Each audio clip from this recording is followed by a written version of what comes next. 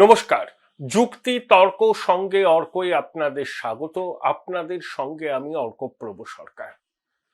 দিন কয়েক আগে আমি একটা প্রতিবেদন করেছিলাম, তাতে ডিএ নিয়ে কয়েকটা কথা বলেছিলাম এবং একই সঙ্গে লক্ষ্মীর ভান্ডার নিয়ে। সরকারি কর্মচারীদের একটা অংশ যারা আমার এই প্রতিবেদন দেখেন, তারা বলেছেন আমি নাকি ডিএ এর বিরোধী। তাদেরকে অর্থহীনভাবে জানাই, এটা কর্মচারীদের ন্যায্য এবং মৌলিক অধিকার। আমি ডিএ এর বিরোধী নই, আবার একই সঙ্গে আমি লক্ষ্মীর ভান্ডারেরও বিরোধী নই। আমি কি বলেছিলাম? লক্ষ্মীর ভান্ডার যখন 2021-এর নির্বাচনের গেম চেঞ্জার হলো, তখন অনেকে লক্ষ্মীর ভান্ডারকে বলেছিলেন ভিক্ষার দান। আমি তাদের এই ন্যারেটিভকে খণ্ডন করেছি। আমার বক্তব্য ছিল যে সমাজের একেবারে প্রান্তিক মানুষ, মাতৃশক্তি বা লাইনের শেষে দাঁড়ানো যে মানুষ, যে মাতৃশক্তি, ওয়েলফেয়ার স্টেটের কাজই হলো তাদের পাশে দাঁড়ানো। কিন্তু লাগে টাকা দেবে গৌরী সেন এই আদর্শে বিশ্বাসী রাজ্য সরকার লক্ষ্মীর ভান্ডারকে কার্যত সর্বজনীন করেছে। আমি তার বিরোধী। আমার বক্তব্য, টার্গেটেড অডিয়েন্সকে লক্ষ্মীর ভান্ডার দেয়া হোক, যাতে এই কল্যাণমূলক প্রকল্পের সুবিধা তারা পেতে পারে। আবার ডিএ সরকারি কর্মচারীদের ন্যায্য অধিকার, ডিএ তাদের প্রাপ্য। সুপ্রিম কোর্ট বলে দিয়েছে সরকারি কর্মচারীরা ডিএ পেলে আমি আনন্দিত হব। কিন্তু আমার বক্তব্য এটাই, যারা লক্ষ্মীর ভান্ডারকে বলছেন ভিক্ষার দান, তারা সরকারি কর্মচারীদের ডিএ প্রাপ্য অধিকার বলে সরব হচ্ছেন। এটা স্ববিরোধিতা তাদের। কারণ সরকারি কর্মচারীরা যে কোনো সরকারের স্তম্ভ, সরকারের সব কর্মসূচি রূপায়ণ তাদের মাধ্যমে হয়। কিন্তু এটাও ঠিক, ভারতবর্ষের ওয়ার্ক ফোর্সের 1% সরকারি কর্মচারী। অসংগঠিত ক্ষেত্রে যে বিপুল সংখ্যক মানুষ যুক্ত আছেন, তারা কিন্তু তাদের এই ন্যায্য অধিকার পাওয়ার জন্য এরকম সংগঠিত আন্দোলন করতে পারেন না। সরকারি কর্মচারীরা সংগঠিত, সেই জন্য তারা এই আন্দোলনটা করে আজকে অনেক কাঠখড় পুড়িয়ে শেষ পর্যন্ত জয় হাসিল করেছেন। যদিও আমার মনে সন্দেহ আছে যে এই সরকার রিভিউ পিটিশন, কিউরেটিভ পিটিশন করে শেষ পর্যন্ত ডিএ দেওয়ার ব্যাপারে টাল বাহানা করবেন।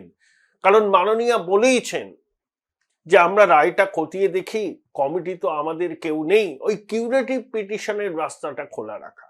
অর্থাৎ আমার বক্তব্য স্পষ্ট, এই দ্বিচারিতার বিরোধিতা আমি করি। লক্ষ্মীর ভান্ডারকে ভিক্ষার দান বলার আমি তীব্র বিরোধী। আবার যারা লক্ষ্মীর ভান্ডারকে ভিক্ষার দান বলে সরকারি কর্মচারীদের ডিএর দাবিতে রাস্তায় নামে, এটা তাদের দ্বিচারিতা। আপনারা সরকারি কর্মচারীদের ডিএর দাবিতেও সোচ্চার হন, আবার লক্ষ্মীর ভান্ডারকেও ভিক্ষার দান বলে কটাক্ষ করবেন না। আমার প্রতিবাদ এই দ্বিচারিতায়। আপনাদের আবার স্বনির্বন্ধ অনুরোধ করি, চ্যানেলটা সাবস্ক্রাইব করুন, সহায়তা করুন। থ্যাঙ্কস বাটনে ক্লিক করলেই আপনাদের আর্থিক সহায়তা আমার কাছে সরাসরি পৌঁছে যাবে। আপনারা সাহায্য করছেন, তার জন্য আমি আপনাদের কাছে চিরকৃতজ্ঞ রইলাম। দেখুন, নির্বাচন কমিশন এবং নবান্নের সংঘাত কিন্তু নজিরবিহীন মোড় নেবে। এই প্রতিবেদন যখন আপনারা দেখবেন, তখন নির্বাচন কমিশনের দেওয়া আলটিমেটাম শেষ হচ্ছে। 17 ফেব্রুয়ারি বিকেল 5টার মধ্যে পূর্ব মেদিনীপুরের ময়না এবং দক্ষিণ 24 পরগনার বারুইপুর পূর্ব বিধানসভা কেন্দ্রের দুজন ইআরও কে বিরুদ্ধে এফআইআর করার নির্দেশ দিয়েছিল কমিশন। মুখ্য সচিব দিল্লিতে গিয়ে কমিশনের অবস্থান বুঝে এসছেন। এখন কিন্তু তাকে করে দেখাতে হবে। It's a time for an action. যদি আবার চিঠি লিখে, আবার কিছু করে মানব না বলে কমিশনের সিদ্ধান্ত, বঙ্গেশ্বরীর কথায় যদি মাননীয় মুখ্য সচিব এই ভুলটি করেন, তাহলে আগামী দিনে রাজ্য প্রশাসন প্রবল চাপের মুখে পড়বে। এই যে 7 জন ARO-কে সাসপেন্ড করা হয়েছে, তাদের বিরুদ্ধে বিভাগীয় তদন্তের নির্দেশ দিয়েছে কমিশন। সাসপেন্ড কিন্তু কমিশন নিজের মতো করে করতে পারে, এবং তারা বলছে 2000 সালে সুপ্রিম কোর্টের রায়, সেখানে বলা হয়েছে সমস্ত রাজ্য এবং কেন্দ্রে department of personal and training তাদের সঙ্গে কমিশনের সমঝোতা হয়, অর্থাৎ যে আধিকারিক নির্বাচনের কাজে যুক্ত হবেন তারা কমিশনের ডেপুটেশনে থাকবে, অর্থাৎ তাদের দায়বদ্ধতা কমিশনের প্রতি। সেই দায়বদ্ধতা পালনে ইচ্ছাকৃত ত্রুটি বিচ্যুতি হলে এবং বারবার সতর্ক করা সত্ত্বেও ভুল সংশোধন না হলে কমিশন অবশ্যই শাস্তিমূলক ব্যবস্থা নেবে। যে 12টি রাজ্যে একসঙ্গে SIR হচ্ছে, পশ্চিমবঙ্গ একমাত্র রাজ্য যেখানে কমিশন সরাসরি এই সিদ্ধান্ত নিয়েছে। এদেরকে AROর কাজ তো আর করবেন না, যে পদে আছেন সেই পদ থেকে সরে দাঁড়াতে হবে। সাসপেন্ড হলে তাদের বেতন অর্ধেক হয়। পরবর্তীকালে যদি দেখা যায় অভিযোগ ভীষণ গুরুতর, তখন তাদের বেতন 3 ভাগের 1 ভাগ হয়। পরবর্তীকালে দোষী সাব্যস্ত হলে তাদেরকে স্বেচ্ছা অবসরের কাগজও ধরিয়ে দেওয়া হতে পারে। অনেক রকম অপশনস আছে। আমার প্রশ্ন, এই সংঘাত তৈরি করেছে কে? এই সংঘাত তৈরি করেছে নবান্ন। তার কারণ, নবান্নের যিনি অধীশ্বরী তিনি নির্বাচন কমিশনের ক্ষমতা সম্পর্কে অবহিতই নন, এবং তার লাখ লাখ টাকা দিয়ে নিযুক্ত এইসব উপদেষ্টারা হয় তাকে বলেননি বা সাহস সঞ্চয় করে তাকে এই কথাটা বলতে পারেননি যে ম্যাডাম, কমিশনের সঙ্গে এই সংঘাতে আপনি ক্ষতিগ্রস্ত হবেন, আপনার নকরশাহির উপর চাপ পড়বে এবং শেষ পর্যন্ত একটা অভূতপূর্ব পরিস্থিতি তৈরি হতে পারে। ঠিক সেটাই হচ্ছে। দিদিমণি গো ধরেছিলেন যে মানব না, কমিশনের নির্দেশ মানব না, কমিশন প্রশাসনের উপর চাপ সৃষ্টি করছে। আরে নির্বাচন কমিশন দেশের সংবিধান অনুযায়ী একটি সাংবিধানিক প্রতিষ্ঠান।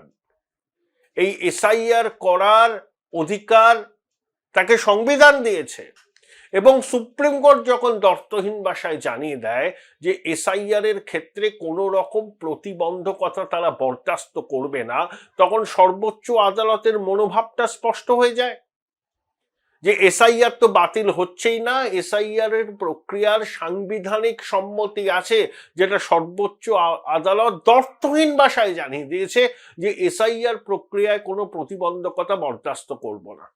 আমাদের শ্রীমতী ভয়ঙ্করী কি করছেন?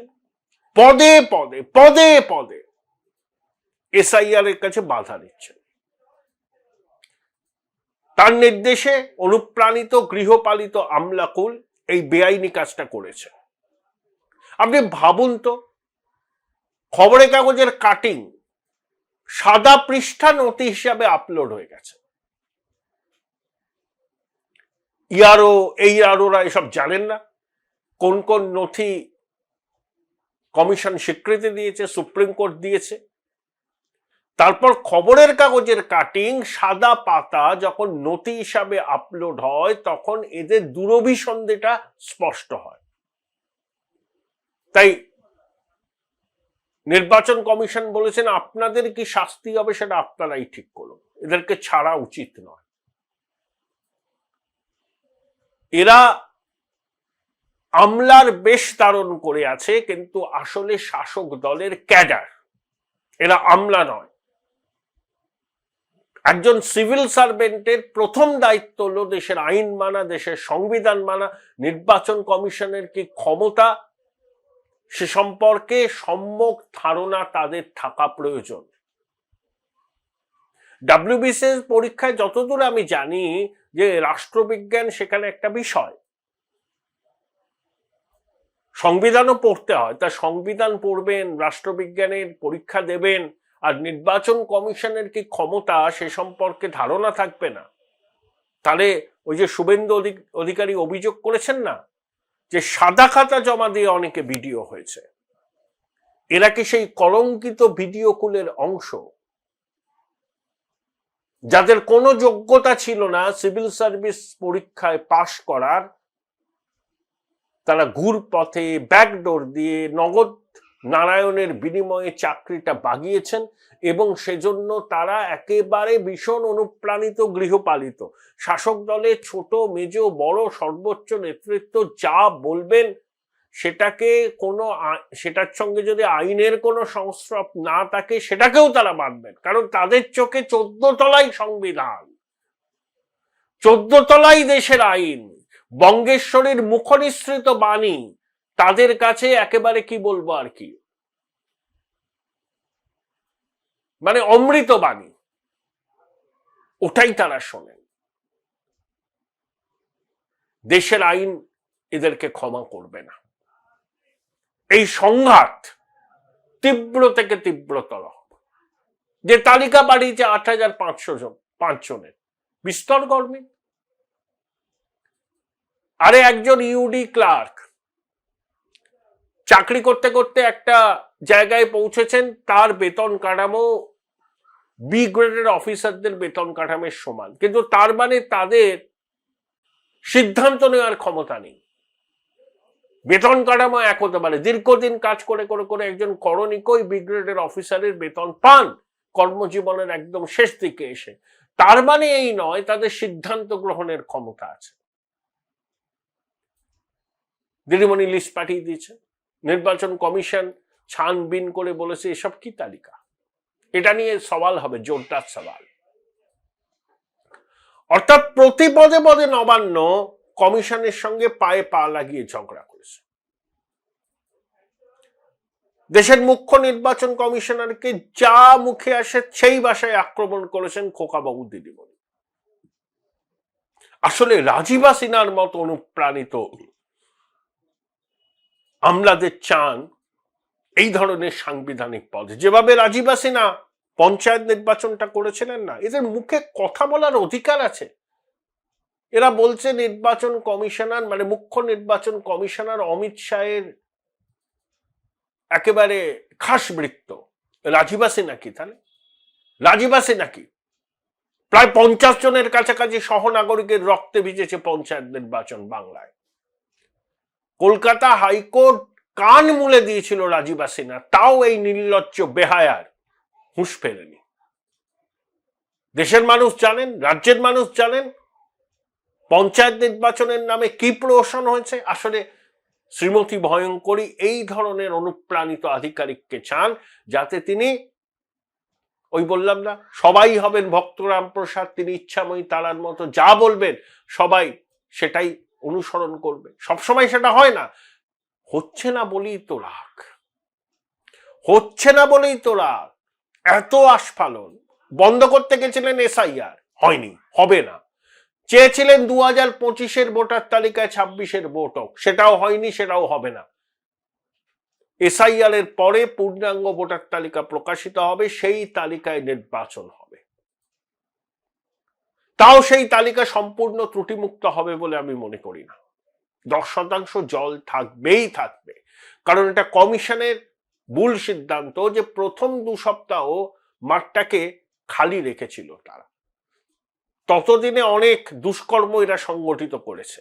তারপর কমিশনের যখন হুঁশ ফিরল, বিলম্বিত বোধোদয়, তখন কমিশন একের পর এক পদক্ষেপ নিতে শুরু করল। ডাব্লিউবিসিএস এক্সিকিউটিভ অফিসারদের অ্যাসোসিয়েশন কমিশনের ক্ষমতা নিয়ে প্রশ্ন তুলেছে। আপনারা ডাব্লিউবিসিএস এক্সিকিউটিভ অনেকে এখন আইএস পদমর্যাদা, সব জেলা শাসক হয়েছেন, দপ্তরের সচিব হয়েছেন। আপনারা জানেন না সংবিধান নির্বাচন কমিশনকে কি ক্ষমতা দিয়েছে, এবং সুপ্রিম কোর্টের রায় যেটা কমিশন উল্লেখ করছে সেই রায়টা আপনারা পড়ে দেখেননি। আপনারা বারবার বলছেন রাজ্য সরকারকে এড়িয়ে কমিশনকে এই সিদ্ধান্ত নিতে পারে। রাজ্য সরকারকে কমিশন প্রথমে এড়াতে চায়নি, বারবার চিঠি পাঠিয়ে সিদ্ধান্ত নিতে বলেছিল, শাস্তিমূলক ব্যবস্থা গ্রহণের সুপারিশ করেছিল। শ্রীমতী ভয়ঙ্করী সেটা নেননি, তাই বাধ্য হয়ে কমিশন ওই 2000 সালে সুপ্রিম কোর্টের রায়টাকে সামনে রেখে নিজেরাই পদক্ষেপ নিয়েছে। আরে আপনারাও একটু লেখাপড়া করুন, এত অনুপ্রাণিত হবেন না। গুরুত্বপূর্ণ দায়িত্বে আপনারা আছেন, আপনাদের যোগ্যতা আছে, পড়াশোনা করে আপনারা অনেকেই অনেকদিন ধরে চাকরি করছেন, বাম জামানা থেকে চাকরি করছেন। তখন তো সাদা খাতা দিয়ে পাশ করার অভিযোগ ওঠেনি। আমি তো বামেদের সমর্থক নই, বামেদের বিরোধী, নীতির বিরোধী, কিন্তু এটা হয়নি। দু একটা এদিক ওদিক হতে পারে, কিন্তু কেউ কখনো অভিযোগ করেনি যে WBCS পরীক্ষায় সাদা খাতা দিয়ে পাশ করে গিয়ে চাকরি পেয়ে গেছে। কিন্তু আপনারা যারা WBCS এক্সিকিউটিভ অফিসার, দায়িত্বশীল পদে আছেন, সরকারি কর্মসূচি আপনারা রূপায়ণ করেন, দপ্তরের সচিব, সহকারী সচিব, জেলা শাসকের গুরুত্বপূর্ণ দায়িত্ব সামলেছেন, তারা নিয়মকানুন জানবেন না? তা আপনাদের তো আগে আপনারা আপনাদের সহকর্মীর পাশে দাঁড়াতে চাইছেন, যে সহকর্মীরা সম্পূর্ণ অসাধু কাজ করেছে,